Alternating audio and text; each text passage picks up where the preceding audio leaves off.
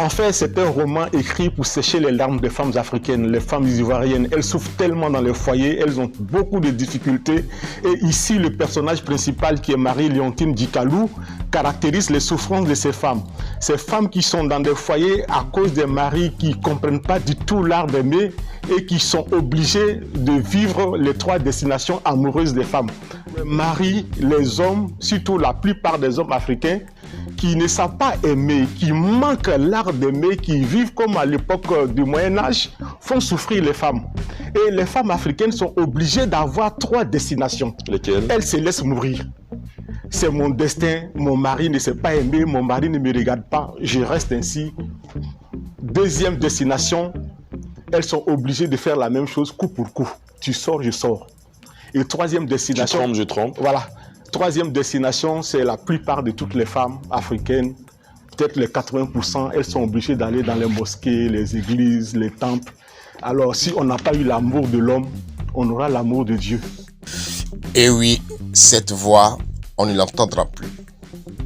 Esaïe Bitton Coulibaly n'est plus. Le monde de la littérature ivoirienne, africaine, mais aussi mondiale est en deuil.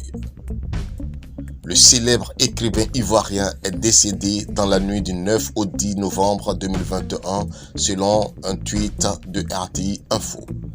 Natif de Treichville en Côte d'Ivoire, le 7 juin 1949, l'homme a suivi ses études primaires, secondaires et universitaires à Abidjan avant de s'envoler pour l'Europe où il obtint un diplôme de l'école de rédaction de Paris. Esaïe Bitton Coulibaly est par ailleurs le correspondant permanent du magazine international féminin Amina depuis plus de 15 ans. Avec son roman Merci l'artiste, il remporta en 2002 le prix Nyonda, honorant le père du théâtre gabonais Vincent de Paul Nyonda. En 2005, il reçut le prix ivoirien des lettres avec son œuvre Puissance des lettres. Esaïe Bitton Coulibaly, c'est aussi le prix Yambo Welogom en 2008 avec son œuvre Et pourtant elle pleurait, pour ne citer que ses distinctions. Il fut le responsable du service littéraire des nouvelles éditions NEI pendant plus de 30 ans. Esaïe Bitton Coulibaly est spécialisé dans la littérature du genre fantastique, romance, etc.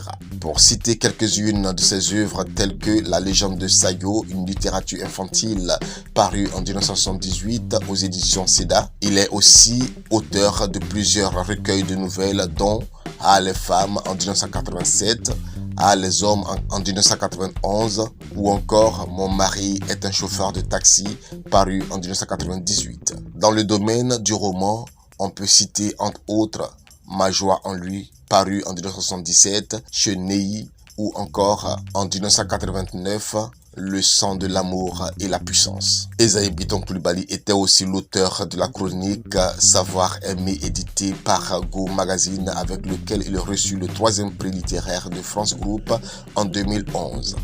C'est l'un des auteurs les plus lus en Côte d'Ivoire. Il part, mais laisse derrière lui un grand héritage qui l'immortalise à jamais. Adieu l'artiste.